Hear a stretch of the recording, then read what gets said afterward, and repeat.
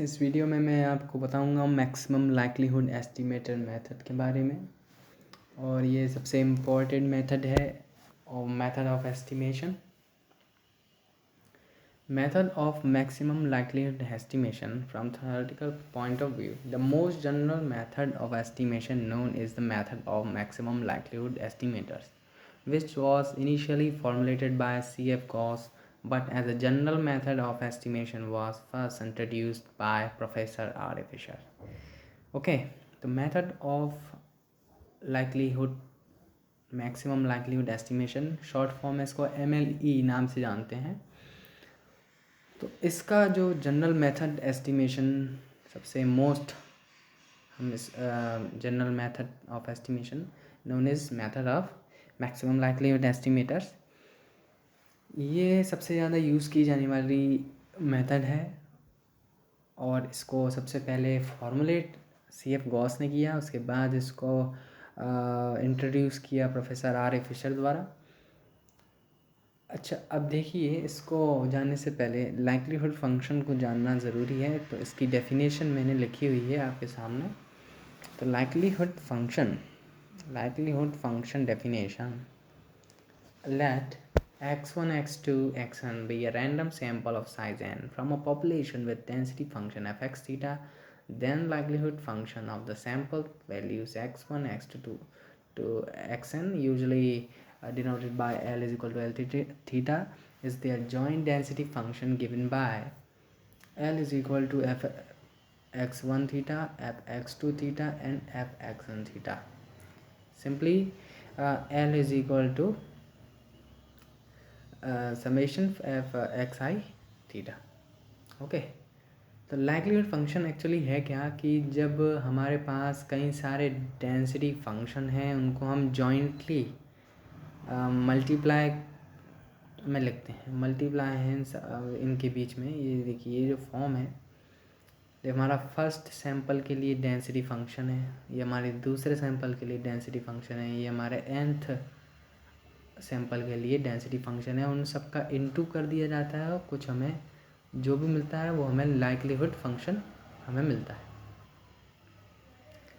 इसके बाद the principle of maximum likelihood consists in finding an estimator for the unknown parameter theta, say which maximizes the likelihood function L theta for variations in parameter.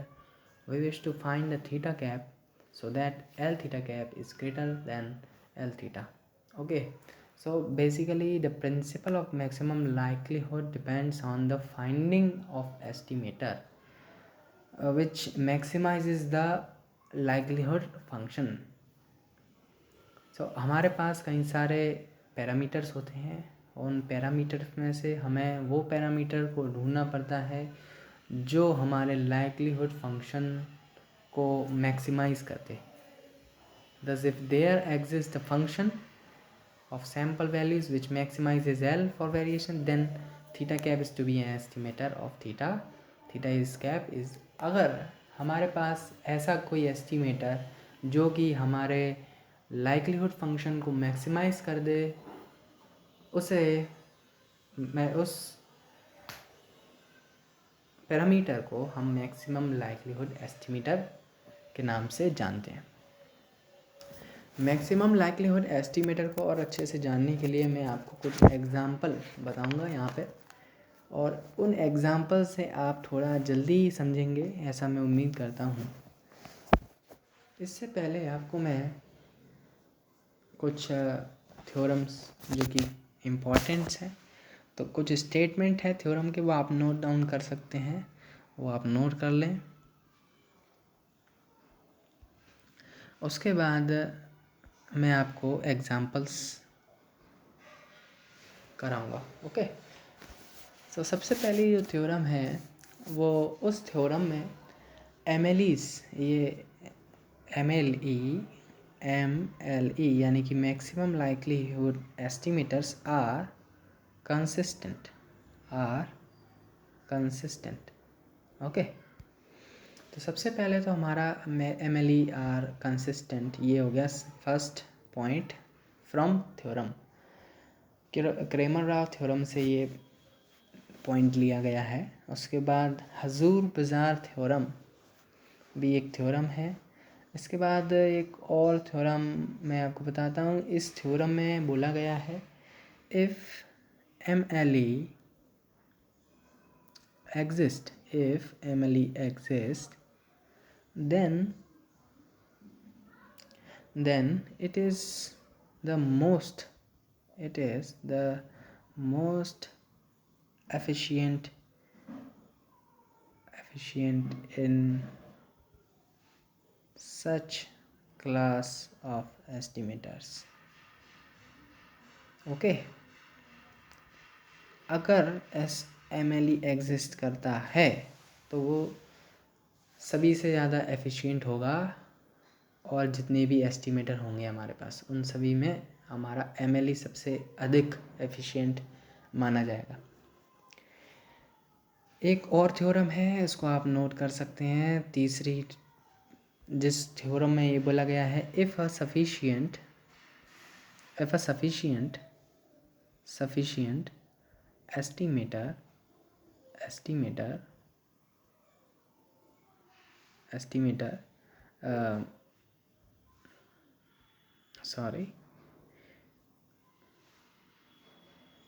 estimator exists, if a sufficient estimator exists, it is a function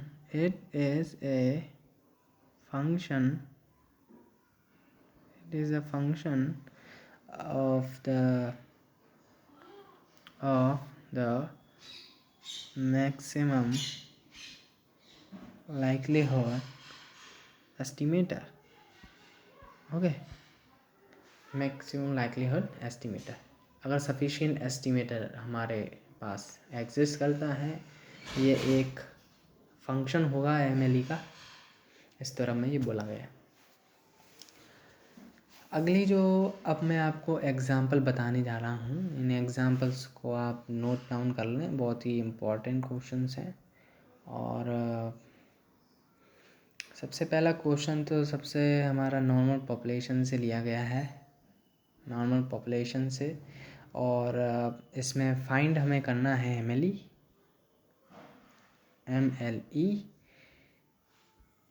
first question है mu के लिए, when sigma square is known and the second में ये पूछा गया है कि sigma square when mu is known. Okay, and third पूछा गया है the simultaneous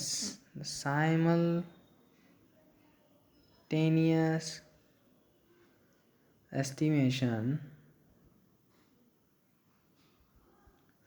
of mu and sigma square. Okay, so mu when sigma square is known, sigma square when mu is known, and the simultaneous estimation of mu and sigma square. तो अब हम इसको solve करते हैं और आपको बताएंगे कि किस तरीके से क्या क्या स्टेप होते हैं, और सिंपल से स्टेप्स हैं ये। अगर आपने MVB एस्टीमेटर की वीडियो नहीं देखी है तो आप MVB एस्टीमेटर की वीडियो भी देख सकते हैं। MVB एस्टीमेटर और MLE एस्टीमेटर्स जो होते हैं लगभग उनका तरीका जो है सेम होता है करने का, लेकिन MVB एस्टीमेटर में एक फॉर्म होती है जिसे हमें कंपेयर कराना होता है, लेकिन यहाँ पे MLEs में यहाँ पे एक कोई फॉर्म नहीं होती है।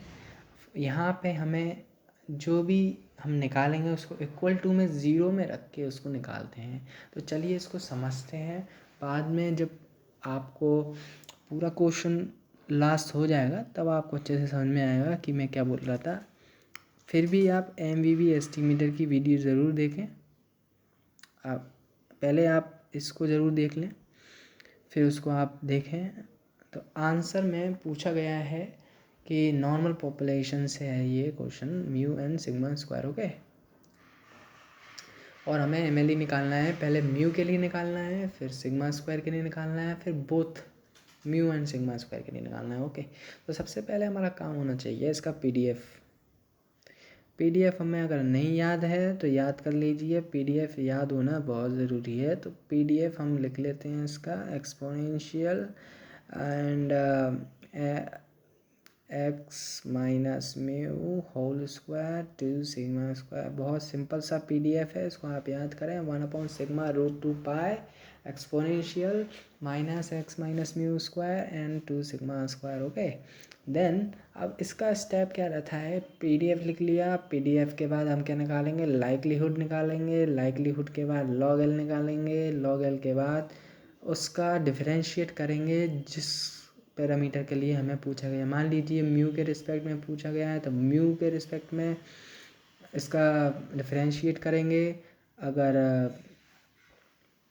सिग्मा स्क्वायर के लिए पूछा गया है तो सिग्मा स्क्वायर के लिए हम इसका डिफरेंशिएशन करेंगे। तो अभी यहाँ पे हमने PDF लिख लिया है। PDF आपने नोट डाउन कर लिया होगा। नोट डाउन करने के बाद अब हम यहाँ पे इसका नेक्स्ट स्टेप है L निकालना, वो निकालेंगे। फिर log L निकालेंगे, फिर उसके बाद डिफरेंशिएशन करके इक्वल टू 0 में रख देंगे इसको। ओके, तो हमारा MLE निकल जाएगा। अब हमारा काम है इसका अगला कि हमें L निकालना है। ओके, L निकालने के लिए हम क्या करेंगे, पाई, ये जो हमारा इनटू वाला साइन है, इनटू वाला साइन है, समेशन वाला साइन नहीं है। तो 1/σ√2π, पाई मतलब एक्चुअली इनटू हमें करना रहता है इन सब का। 1/2 sigma square xi minus mu whole square. Okay, so I2n हमारे पास सैम्पल्स हैं I2n। देन हमारे पास इसका जो लाइक्लीहुड फंक्शन था वो हमारे पास सामने आ चुका है आपकी स्क्रीन पे। अब हम क्या निकालेंगे, इसके लिए log L निकालेंगे। log L निकालने का तरीका आपको पता ही होगा कैसे निकालते हैं, आपने सीखा है। तो n/2 log 2π। अगर किसी को लॉग में परेशानी आ रही हो आप कमेंट बॉक्स में आप पूछ सकते हैं। किसी भी स्टेप में, कोई से भी स्टेप में आपको जो परेशानी है आप उसको टाइप कर दें, या फिर आप जैसे भी चाहें पूछ सकते हैं। आप बिल्कुल पूछें, मैं उसका जवाब आपको एक नई वीडियो बना के दे सकता हूँ। अगर कमेंट सेक्शन में पॉसिबल होगा तो कमेंट सेक्शन में भी आपको कमेंट कर सकता हूँ। ओके, तो ये log L आपके सामने मैंने निकाल दिया है, log L निकाला है। इसके बाद हमारा जो नेक्स्ट स्टेप होता है वो आपको पता है कि क्वेश्चन में पूछा गया है हमारे कि म्यू के रिस्पेक्ट में निकालना है। तो हमें म्यू के रिस्पेक्ट में हमें इसका डिफरेंशिएशन करना होगा। तो हम म्यू के रिस्पेक्ट में जब डिफरेंशिएशन करेंगे तो 1/2 sigma square sigma 2xi minus mu upon -1। Okay, because इसको हमें इक्वल टू 0 रखना था, हमने इसको इक्वल टू 0 रख दिया है। उसके बाद हम जब इसको सॉल्व करेंगे तो एट लास्ट हमारे पास जो बचेगा वो ये बचेगा, 2 से 2 कैंसिल हो जाएगा। सिग्मा स्क्वायर जो है क्रॉस मल्टीप्लाई के थ्रू 0 से मल्टीप्लाई हो जाएगा और बचेगा जो वो हमारा होगा xi minus mu is equal to 0। Okay, now summation हम इसका निकालेंगे। तो समीशन के अंदर मल्टीप्लाई कर देते हैं तो ये आएगा हमारे पास। इसके बाद xi n is equal to mu. So mu की वैल्यू जो है sigma xi upon n is it means x bar, यानी कि हमारा MLE जो है वो x बार अब आ चुका है। नेक्स्ट स्टेप में हम निकालेंगे del upon del sigma square log L। Because हमारे सेकंड क्वेश्चन में सिग्मा स्क्वायर के रिस्पेक्ट में पूछा है तो हम सिग्मा स्क्वायर के रिस्पेक्ट में हम इसका आंसर देंगे -n/2 इंटू 1/सिग्मा square plus 1/2 sigma to power 4 sigma xi minus mu whole square equal to 0 रखेंगे। नेक्स्ट स्टेप में हम इसको सॉल्व कर लेंगे। xi minus mu whole square is equal to 0। Next step में n को उस तरफ ले आके हम सिग्मा स्क्वायर, हमारा मेन काम है निकालना, तो हम सिग्मा स्क्वायर निकालेंगे। हमारी जो वैल्यू होगी xi minus mu square upon n, ये हमारा मैक्सिमम लाइक्लीहुड एस्टिमेटर होगा for sigma square. Next question में पूछा गया था कि बोथ के लिए, है ना, तो बोथ के लिए म्यू एंड सिग्मा स्क्वायर दोनों के लिए हमें MLE पूछा गया है।